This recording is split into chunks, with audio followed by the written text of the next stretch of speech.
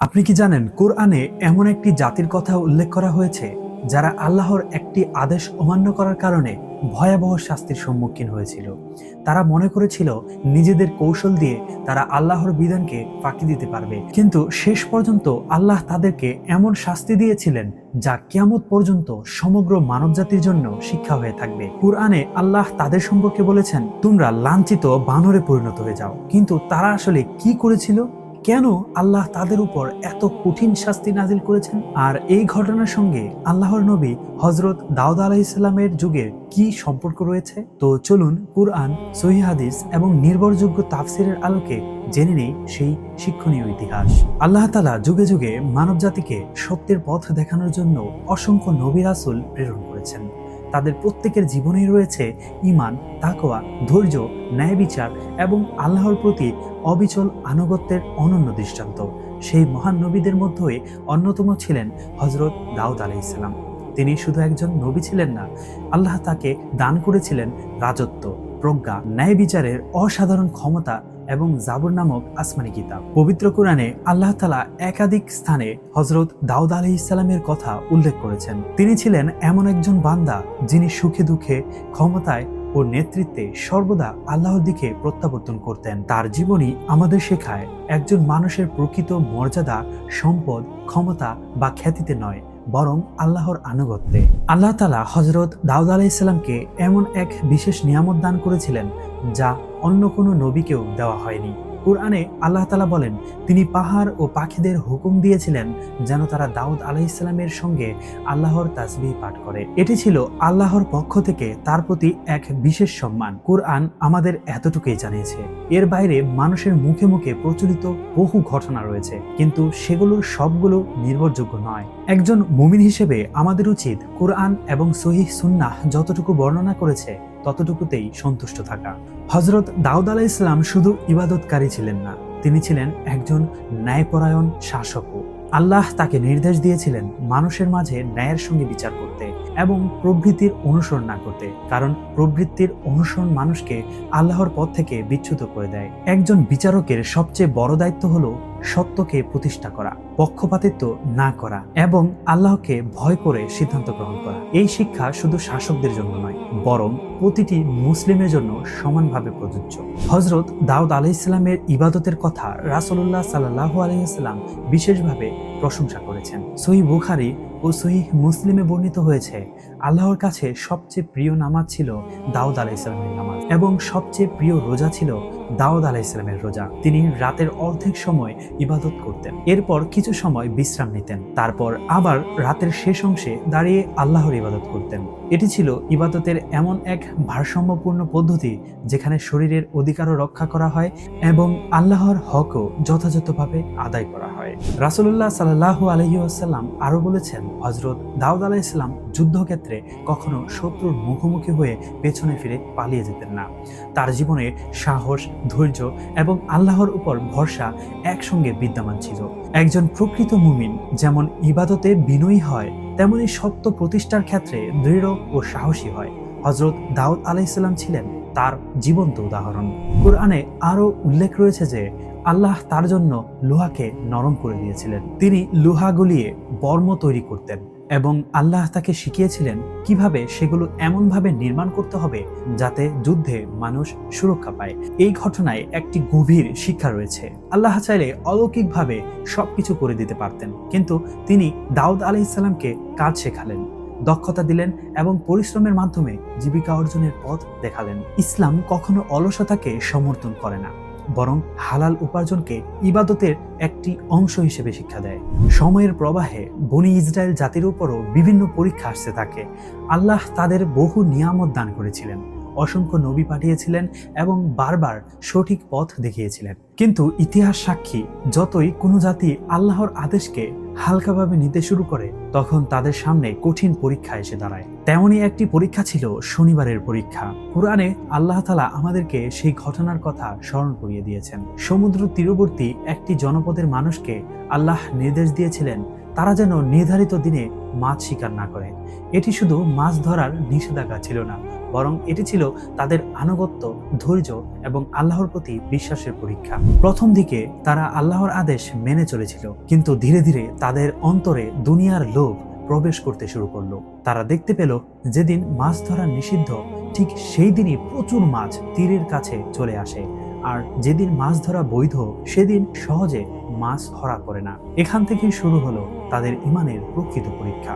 মানুষের জীবনে আল্লাহর পরীক্ষা সবসময় একই রকম হয় না। কখনো অভাব দিয়ে, কখনো প্রাচুর্য দিয়ে, কখনো ক্ষমতা দিয়ে, আবার কখনো এমন সুযোগ দিয়ে পরীক্ষা নেওয়া হয় যা বাইরে থেকে লাভজনক মনে হলেও আল্লাহর অসন্তুষ্টির কারণ হতে পারে। একজন মুমিনের পরিচয় তখনই প্রকাশ পায় যখন সে দুনিয়ার লাভের চেয়ে আল্লাহর সন্তুষ্টিকে বেশি গুরুত্ব দেয়। বনী ইসরায়েলের একদল মানুষ এই পরীক্ষায় ধৈর্য ধারণ করতে পারল না। তাদের অন্তরে একটি প্রশ্ন জন্ম নিল, আল্লাহর আদেশ অমান্য না করেও কি কোনো উপায়ে দুনিয়ার লাভ অর্জন করা যায়? এই চিন্তায় ধীরে ধীরে তাদেরকে এমন এক পথের দিকে নিয়ে গেল যেখানে তারা নিজেদেরকে বুদ্ধিমান মনে করলেও প্রকৃতপক্ষে আল্লাহর সীমারেখা অতিক্রম করার প্রস্তুতি নিচ্ছিল।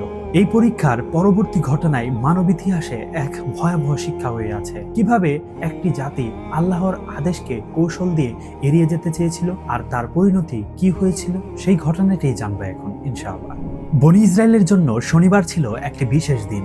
আল্লাহ তাআলা তাদেরকে নির্দেশ দিয়েছিলেন এদিন তারা যেন দুনিয়ার ব্যস্ততা থেকে বিরত থেকে তার ইবাদতে মনোনিবেশ করে। কিন্তু আল্লাহর প্রতিটি নির্দেশের মতো এটিও ছিল একটি পরীক্ষা। কে তার আদেশকে নিঃশর্তভাবে মেনে নেবে আর কে নিজের প্রবৃত্তিকে অনুসরণ করবে। কুরআনে আল্লাহ তাআলা আমাদেরকে জানিয়ে দিয়েছেন যে তিনি তাদেরকে এমনভাবে পরীক্ষা করেছিলেন যাতে শনিবারের দিন মাছগুলো স্পষ্টভাবে তীরের কাছে চলে আসতো, অথচ অন্য দিনগুলোতে সেগুলো সহজে ধরা পড়তো না।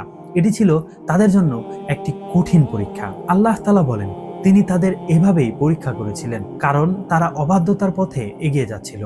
মানুষের ঈমানের সত্যতা তখনই প্রকাশ পায় যখন তার সামনে হারামের সুযোগ উপস্থিত হয়, কিন্তু সে শুধু আল্লাহর ভয়ে তা থেকে নিজেকে বিরত রাখে।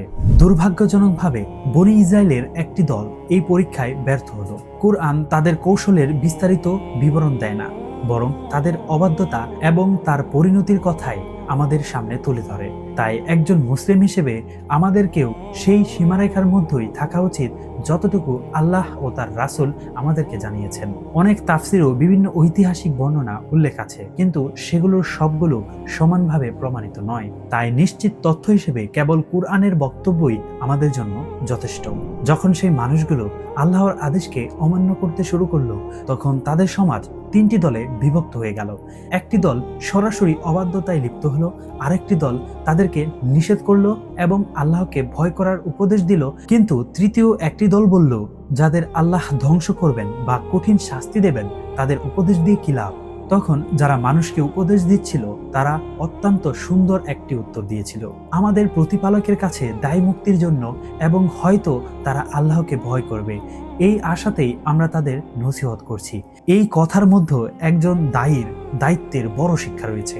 একজন মুমিনের কাজ শুধু ফলাফল দেখা নয়, বরং সত্য পৌঁছে দেওয়া। হিদায়াত দেওয়ার মালিক একমাত্র আল্লাহ। কিন্তু যারা সীমা লঙ্ঘন করেছিল তারা উপদেশ গ্রহণ করলো না, তারা নিজেদের ভুলকে ভুল মনে করলো না, বরং তারা এমনভাবে চলতে লাগলো যেন তাদের উপর কোনো জবাবদিহি নেই। মানুষ যখন দীর্ঘদিন পাপ করতে করতে অভ্যস্ত হয়ে যায়, তখন তার অন্তর ধীরে ধীরে কঠিন হয়ে যায়। সে ভালো কথাকে ভালো মনে করে না আর মন্দ কথাকেও স্বাভাবিক বলে মনে করতে শুরু করে। এটাই মানুষের জন্য সবচেয়ে বড় বিপদের লক্ষণ। অবশেষে আল্লাহর ফায়সালার সময় উপস্থিত হলো। কুরআনে আল্লাহ তাআলা বলেন, যখন তারা উপদেশকে সম্পূর্ণভাবে উপেক্ষা করলো এবং অবাধ্যতার পথেই অটল থাকলো, তখন তিনি যারা মানুষকে অসৎ কাজ থেকে নিষেধ করছিল তাদের রক্ষা করলেন, আর যারা সীমা লঙ্ঘন করেছিল তাদেরকে কঠিন শাস্তির মাধ্যমে পাকড়াও করলেন। এরপর কুরআনে বর্ণিত হয়েছে সেই ভয়াবহ ঘোষণা, যখন তারা অহংকারে নিষিদ্ধ কাজ চালিয়ে যেতে থাকলো, তখন আল্লাহ তাআলা বললেন, তোমরা লাঞ্ছিত বানরে পরিণত হয়ে যাও। এই শাস্তি ছিল তাদের অবাধ্যতার ফল এবং আল্লাহর সীমারেখাকে তুচ্ছ জ্ঞান করার পরিণতি। এটি ছিল এমন এক ঘটনা যা শুধু সেই যুগের মানুষের জন্য নয়, বরং কিয়ামত পর্যন্ত সমগ্র মানবজাতির জন্য একটি সতর্কবার্তা। এই ঘটনার পর আল্লাহ তাআলা ঘোষণা করেন যে তিনি এই ঘটনাকে পরবর্তী প্রজন্মের জন্য শিক্ষা ও উপদেশ হিসেবে রেখে দিয়েছেন। অর্থাৎ কোরআনের উদ্দেশ্য শুধু ইতিহাস বর্ণনা করা নয়, বরং ইতিহাসের মাধ্যমে মানুষের অন্তরকে জাগিয়ে তোলা। একজন মুমিন যখন এই ঘটনা পড়ে তখন তার মনে প্রশ্ন জাগা উচিত, আমি কি কখনো নিজের প্রবৃত্তির কারণে আল্লাহর কোনো আদেশকে হালকাভাবে নিচ্ছি? আমি কি কখনো নিজের সুবিধা মতো দিনের বিধানকে ব্যাখ্যা করার চেষ্টা করছি? এই ঘটনার একটি গুরুত্বপূর্ণ শিক্ষা হলো আল্লাহর আদেশকে কৌশল বা বাহ্যিক পরিবর্তনের মাধ্যমে অমান্য করা কখনো বৈধ হয়ে যায় না। ইসলাম শুধু বাহ্যিক আমল দেখে না, বরং মানুষের নিয়ত, আনুগত্য এবং আল্লাহ ভীতিকেও গুরুত্ব দেয়। যে ব্যক্তি আল্লাহর নিষেধাজ্ঞাকে ফাঁকি দেওয়ার পথ খুঁজে সে মূলত নিজেরই ক্ষতি করে। রাসূলুল্লাহ সাল্লাল্লাহু আলাইহি ওয়াসাল্লাম তার উম্মতকে বারবার সতর্ক করেছেন যেন তারা পূর্ববর্তী জাতিদের ভুল থেকে শিক্ষা গ্রহণ করে। কুরআনে বর্ণিত এই ঘটনাগুলো কেবল অতীতের ইতিহাস নয়, বরং প্রতিটি যুগের মানুষের জন্য আয়না। কারণ শয়তানের কৌশল যুগে যুগে একই থাকে। সে মানুষকে সরাসরি অবাধ্য করতে না পারলেও ধীরে ধীরে এমন পথ দেখায় যেখানে মানুষ নিজের ভুলকেও সঠিক মনে করতে শুরু করে। আজ আমাদের জীবনেও অসংখ্য পরীক্ষা আসে, কখনো হালাল হারামের সীমারেখায়, কখনো ব্যবসা বাণিজ্যে, কখনো অর্থ উপার্জনের ক্ষেত্রে, আবার কখনো ক্ষমতা ও খ্যাতির মোহে। একজন সত্যকারের মুমিন সেই ব্যক্তি যিনি জানেন অস্থায়ী লাভের চেয়ে আল্লাহর সন্তুষ্টি সবচেয়ে বড় সফলতা। হযরত দাউদ আলাইহিস সালামের জীবন আমাদের শিখিয়েছে ন্যায় বিচার, ইবাদত এবং আল্লাহর প্রতি পূর্ণ আনুগত্যের শিক্ষা। আর বনী ইসরায়েলের এই ঘটনা আমাদেরকে সতর্ক করে দেয় আল্লাহর বিধানকে অবহেলা করার পরিণতি কত ভয়ানক হতে পারে। এই দুইটি শিক্ষা একত্রে একজন মুসলিমের জীবনকে সঠিক পথে পরিচালিত করার জন্য যথেষ্ট। কিন্তু হযরত দাউদ আলাইহিস সালামের জীবনে আরও একটি গুরুত্বপূর্ণ ঘটনা রয়েছে যা কুরআনে অত্যন্ত সংক্ষিপ্তভাবে বর্ণিত হয়েছে।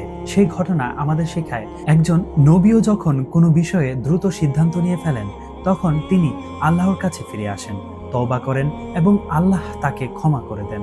হযরত দাউদ আলাইহিস সালামের জীবনের অন্যতম গুরুত্বপূর্ণ ঘটনাগুলোর একটি আল্লাহ তাআলা সূরা সাদের মধ্যে সংক্ষিপ্তভাবে উল্লেখ করেছেন। এই ঘটনায় রয়েছে একজন বিচারকের দায়িত্ব, ন্যায় বিচারের গুরুত্ব এবং আল্লাহর কাছে বিনয়ের সঙ্গে ফিরে আসার এক অসাধারণ শিক্ষা।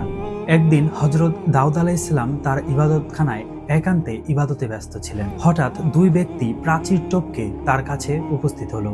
তাদের আকস্মিক আগমনে তিনি কিছুটা বিস্মিত হয়ে পড়লেন।